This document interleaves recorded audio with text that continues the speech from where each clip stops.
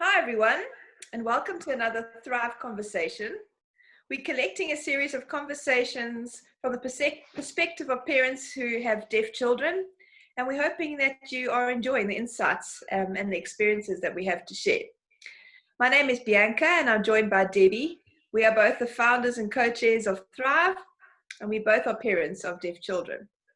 Today's conversation, we're wanting to look at the mental health of a deaf or hard of hearing child, and I'm hoping that you can kickstart the conversation off for us, Debbie, with just taking us through some of the important factors that impact the mental health of children who have a hearing loss.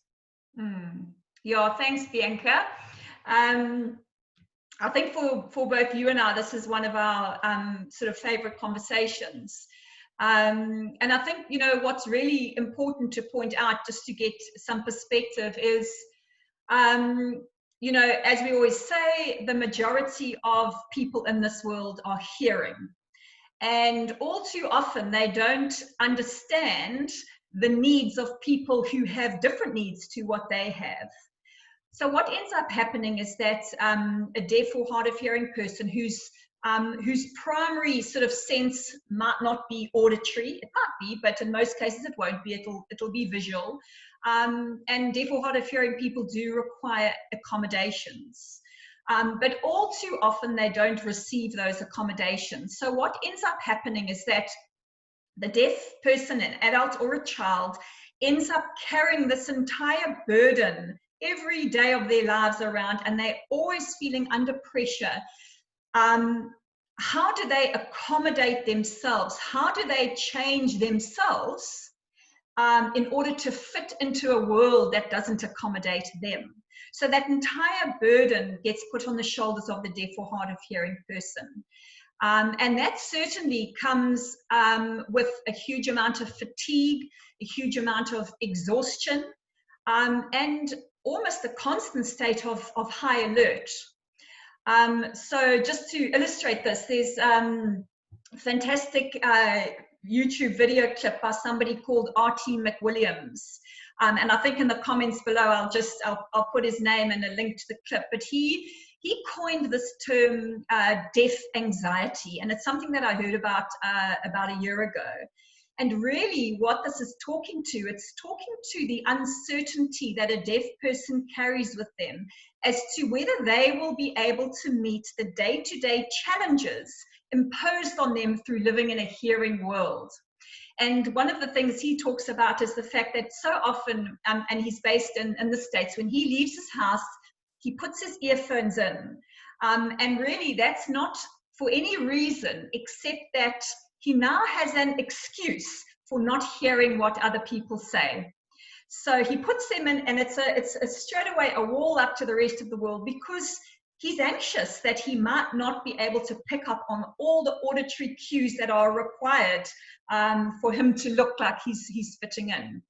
So I think we have, you see this time and time again, especially, with deaf children. And I'm even thinking about a school setting here where, so imagine that there is a deaf or a hard of hearing child, and they're in a mainstream school with amplification.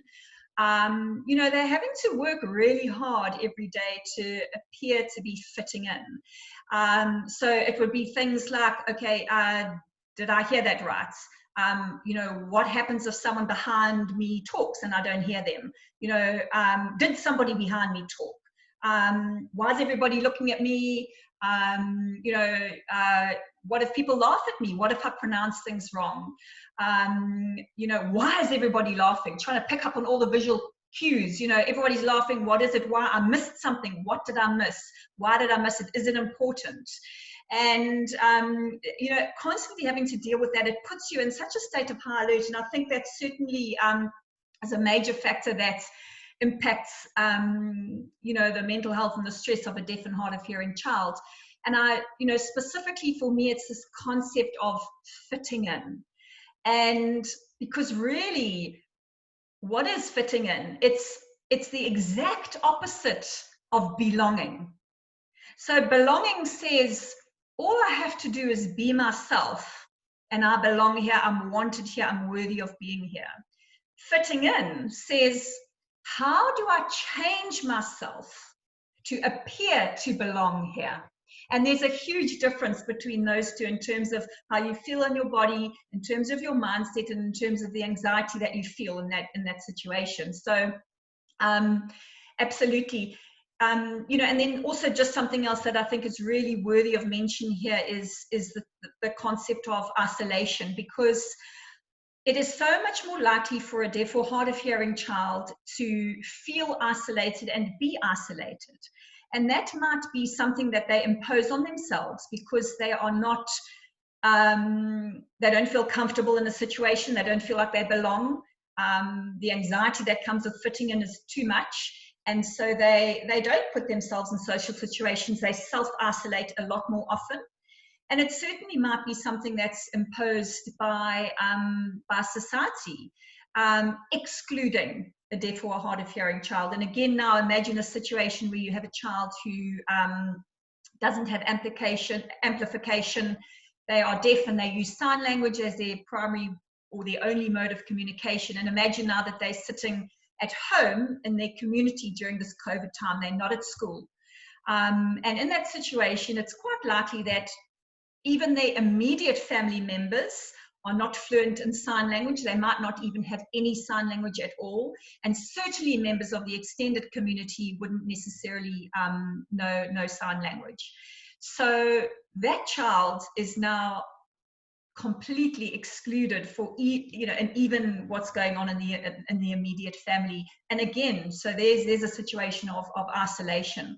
So it's much more likely for a deaf or hard of hearing child to be isolated, to be excluded, and certainly this also impacts and makes them much more vulnerable to experience, you know, really any type of abuse. Yeah, just to mention that there are actually some stats around mental health and people with hearing loss, and certainly it's not there's not a massive body of research that's been done in this field, but certainly research that's been done in the US, in the Netherlands, in Denmark, and in Norway, and all of that research shows that people with hearing loss experience much greater degrees of depression, feelings of hopelessness, anxiety, you know, feeling blue, I guess is the term, and certainly low self-esteem. So that's why we are here today, just, you know, starting the conversation and talking about the mental health of our deaf and hard of hearing kids. Thanks. It brings quite a few questions to mind. I think one for me is just that listening fatigue for any child that is amplified. We read about that quite often, and I even read something that summed up the research and said that a deaf child who listens all day with amplification can be experiencing fatigue that's greater than even a child on chemotherapy. And for me, that was just quite an eye-opener, because I think we underestimate just the fatigue that it takes for a deaf child to be listening and to be just visually aware of everything. And yeah, if I think about my own kids, just the resilience they show in that space, and just some of the things that maybe we as parents can do to try and alleviate that a little bit is something we can chat to. Certainly, I'm also just thinking that I think what's evident to me is that it's not the deafness that relates to the hearing loss as such. It's the societal lack of accommodation or lack of acceptance or just lack of inclusion that is the side effect. And I think what probably starts that off is this entity that we've discussed before, and that is of connection. That's such fundamental to human joy and satisfaction. And I wonder if you could just chat a bit about that. How does human connection relate to all of this? Yeah. So I'll just mention here a Harvard study that was done. Well, actually, it's an ongoing study. It's been ongoing for 75 years with 724 participants, and these 724 people, their lives have been tracked over really generations of researchers now, and really the study is looking at what is it that makes us as human beings happy and healthy. And that really is well-being, isn't it? It's being happy and certainly being physically healthy. And they use methods such as, questionnaires, interviews with family members, looking at medical records, taking blood samples, and even doing brain scans. And the thing that emerged from the study, as clear as anything, that the one thing that is the most important thing in keeping us healthy and happy, and that is human connection. It's our relationships that we have.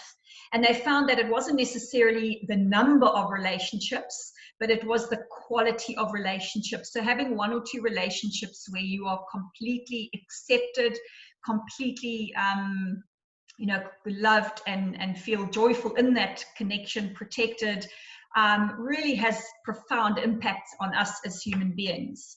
So it was linked to even things like increased memory retention.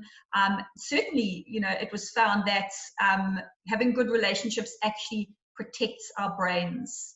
So and this for me, I've always known it intuitively, this sense of connection with human beings, and even amongst a wider humanity, is really at the very essence of who we are. And there's also another researcher called John Cacioppo, and he's a social neuroscientist. And what that means is that he studies the relationship between societal input and our biology, our biological mechanisms. And one of the things that he has studied a lot is loneliness. And he has discovered that this concept of loneliness, which is really, again, it's the opposite of feeling profoundly connected with humanity, and certainly having, fantastic, protective and grounded relationships with the people that you love. Loneliness is actually primal for us as a human species. So, it's like when we are hungry, our body says to us, you're in danger if you don't eat, you need to eat now. That's what hunger is telling us. Thirst is saying, if you don't drink, your body is in danger. Pain says to us, your tissue needs to heal, your body is in danger. And loneliness says, you are in danger, you need to connect. It's so primal in us as human beings. And actually, it's one of the greatest predictors of an early death, loneliness. So it's really supporting the research that was done with that Harvard study. So it's saying, I think the stats are, I'll just make sure I've got them right here. So being exposed to excessive air pollution decreases our life expectancy by 5%. Obesity increases the odds of an early death by 20%. Persistently consuming excessive alcohol decreases life expectancy by 30%. But loneliness increases our chances of an early death by 45%. So, and I think I already spoke before about isolation and loneliness in deaf and hard of hearing children. And I think it's just so important for us to be aware of this, because awareness is power. And once we're aware of something, we can mitigate it, we can put things in place, etc. And in these studies, people who are lonely actually have decreased empathy. They are more defensive. They, their brain functioning is not optimal. They're more impulsive, and all of those behaviors are actually quite dangerous behaviors. And again, so I just think it's this concept of, making sure that our deaf children are connected, that they have strong and supportive relationships, is really at the core, at the foundation of this entire conversation around mental health of deaf and hard of hearing people, and especially kids. That's good. And I think every one of us can relate to that at this time. I think that isolation, the disconnect is something every single human is experiencing in one way or another during this coronavirus pandemic. So it's a good time to reflect on that. And I think while you were chatting, I was just thinking about this concept of this identifying as sameness. And it also got me thinking about the value in having our deaf children exposed to other deaf people or connected to other deaf people, whether young or old, just to say there's others like me and they're okay. Absolutely. And that makes me okay. And just that mirroring of identity. You know, I'm so glad you brought that up. In itself. Yeah. But certainly, and then also just to reflect on the parent journey, that there's a very real loneliness in that too, especially if you are someone who's always sort of gone a mainstream route, and you might never have met another family or seen another family. It might not be another family at your kid's school who's got a hearing loss, and that might be extraordinarily lonely. And that's why Thrive exists, and that we really hope to alleviate some of that loneliness, because as you say, to reduce the life expectancy by 40%, that's I wonder why we don't talk about this enough. We hear so much about heart disease and things, but we don't talk about loneliness as much. So I just think sort of just to say that I'm so glad you spoke about that. And I think what is sort of important to highlight here is that so many of the conversations we have are sort of really conversations for parents who are hearing, who have a child who is deaf or hard of hearing, because I think it is quite a different dynamic if you have a deaf child who is born into a deaf family where the parents are deaf, because so many of the, the connection issues, the isolation issues are not going to be there, and many other things that we've spoken about in some of our other chats. But it's a different dynamic, and then also to say that I think both of us have been quite active in making sure that our kids are exposed to deaf adults, and I think that is hugely important. So certainly for me, I wanted Sarah to have the opportunity to develop relationships in communities where she will never have to fit in, because by default she fits in. So that is a deaf community. And again, we're going to have another talk on deaf culture. But to be a part of a deaf community where she is 100% belongs there, where it's a complete safe space. And whilst I will do everything in my power to make sure that she knows that she fits into the hearing world, because I'm hearing and the rest of our family is hearing, for her to have the opportunity to be in that space where there is complete belonging, it was so important for me. And it was one of the reasons why I really wanted her to learn sign language, not because I didn't think she was going to be oral, because she has chosen to be predominantly oral, but that she has that language where she is then able to communicate with people who are exactly like her. I love that. Yeah. I think aside from meeting people face to face, because a lot of people say, well, where do I find them? And it does depend on where you live as to whether or not there's an active deaf community. And maybe it's not someone who signs that's deaf that you necessarily are looking for. Maybe it's just someone with a hearing loss who also has used hearing aids, who has also experienced fatigue at the front of the class in a mainstream school. But finding the other for the child to connect with and for you to learn from. And that was what I was going to say, is that I think the absolute bedrock of connection is empathy. And empathy means feeling with. So how do I empathize? And I think when we think of empathy, we think of empathy with, a friend, a situation. We don't often think of empathy related to our very own child. And I think that's possibly where a lot of the connection starts, is how do we empathize with them? How do we feel with them? Because certainly on a parent journey, you're doing a lot of feeling, and a lot of it is really tough. But that's almost your own journey. How do you feel with them on their parallel journey? And part of that is learning from others who have walked that journey themselves with a hearing loss. So whether it be a hard of hearing person or a deaf person who themselves have been deaf, who can say it was really awful X, Y, and Z, and for me to think, flip, I thought you could just get over that, or whatever it might be. That's part of feeling with my child and understanding them and empathizing them, and then enabling the opportunity for connection. So, which leads me to my next question. What do you think some of the predisposing factors would be to this enablement of connection and having a really great relationship with your child who's deaf or hard of hearing and different from you? And again, that's because we're mostly speaking to that majority hearing parent of a deaf child. Can you chat us through some of those?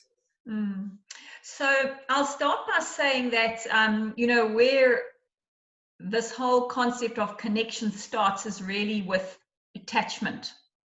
So the type of attachment that a child experiences has a profound impact on how they will then experience their life.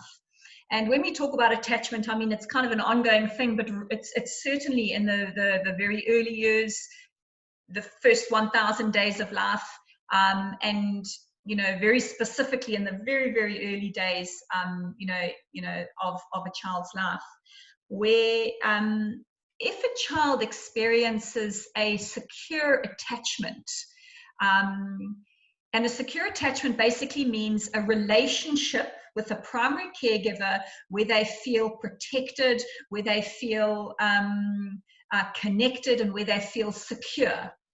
If they have an attachment like that, which would be a secure attachment, it actually affects the way the frontal lobe of their brain develops. So this frontal lobe, which is responsible for all of our executive functioning, it's responsible for how we understand ourselves, our motivation, our persistence, so many things in life. That develops in response to our environment. So it doesn't just develop sort of on its own, it is responding to our environment, and especially to the relationships in our environment. So if a child experiences a secure attachment when that brain is developing, that actually sets the tone for how they will experience relationships for the rest of their life. And all the research shows that a child with secure attachment in those early days experiences greater academic performance at school, sort of certainly stronger relationships throughout their life, a greater ability to make and keep friends, better physical health, all of those things. So I think that really, I think, is certainly the starting point for all of this.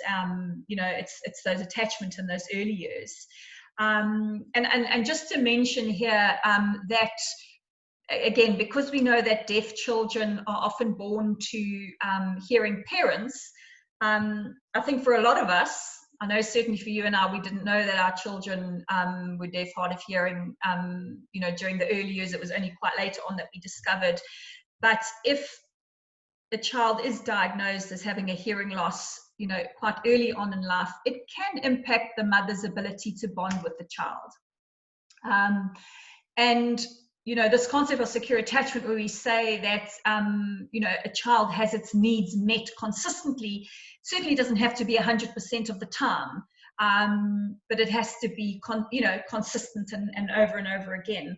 It may be more difficult for a mother who knows that her child is deaf or hard of hearing to bond with that child. And that's certainly not, I think as parents,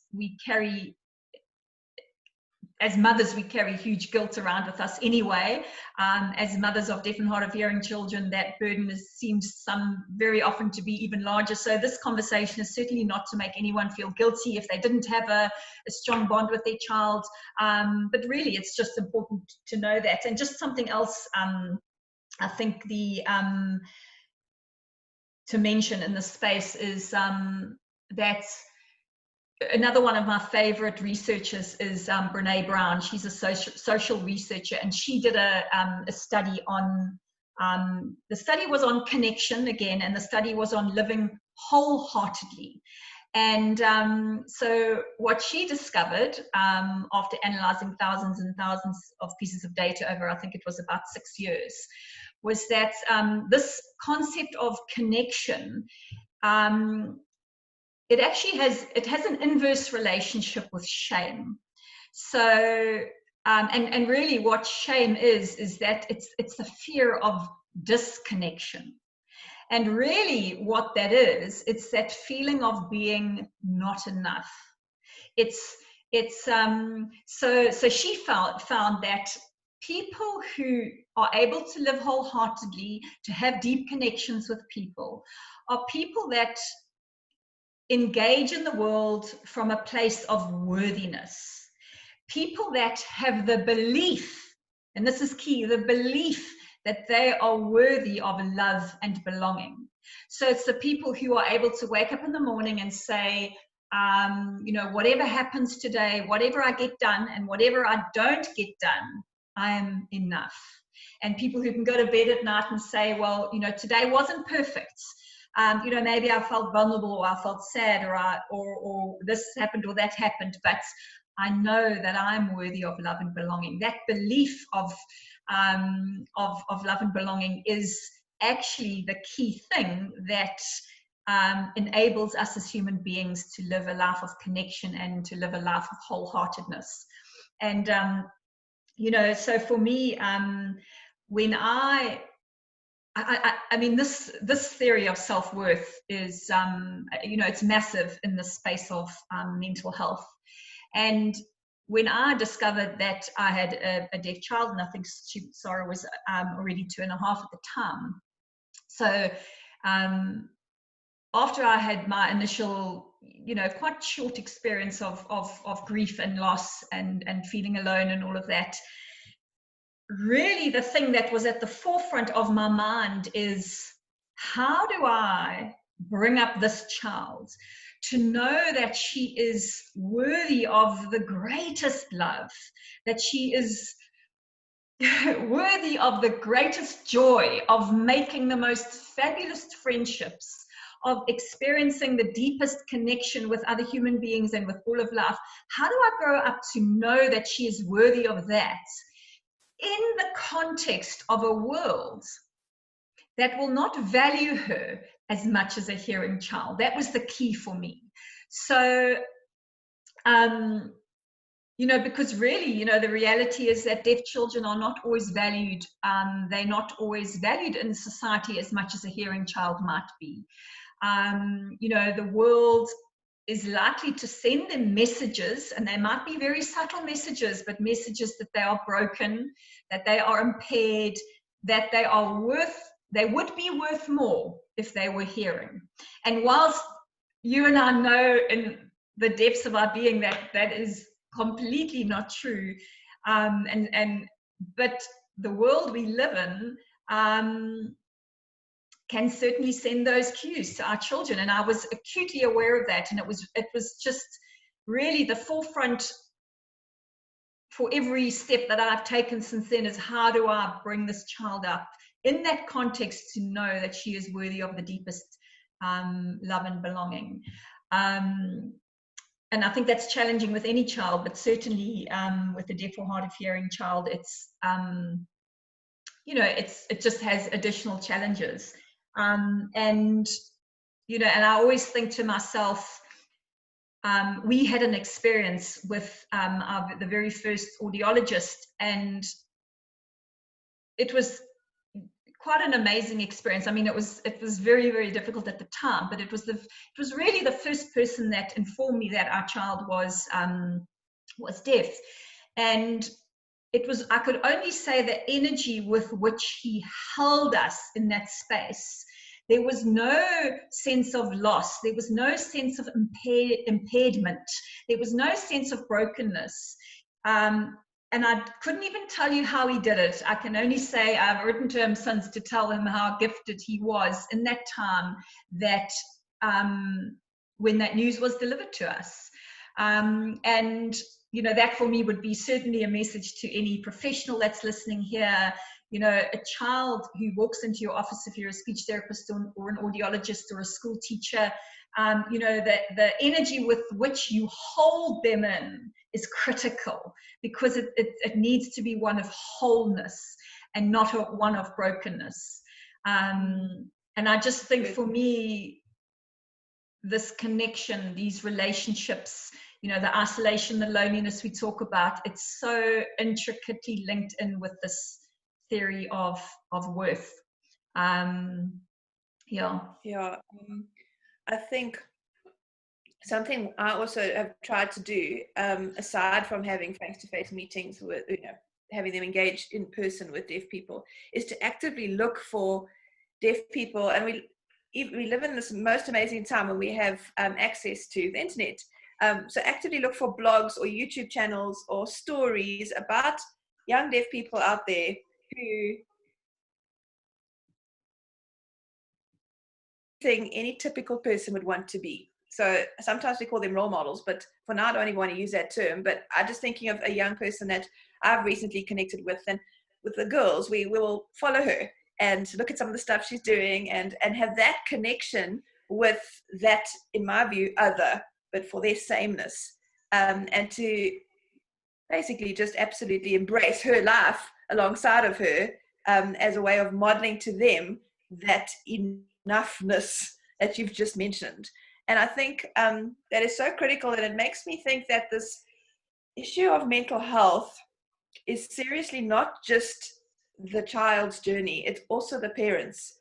A parent who's struggling with their own mental health space is only going to really set the situation up for it being harder for the child to have a good mental health space. And so very much so linking them with other parents, so there's that sameness, will enable them to feel less alone and be able to embrace their journey better. But certainly exactly what you're saying about worthiness.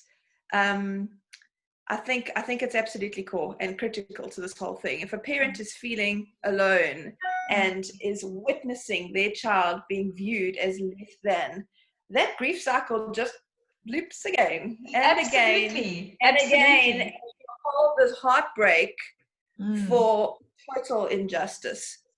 And so I think there needs to be a parallel process of supporting the child from little to tell them it's a continuous fight. So it's a continuous fight that's not against the other, which there are many of those too, but it's a continuous fight within.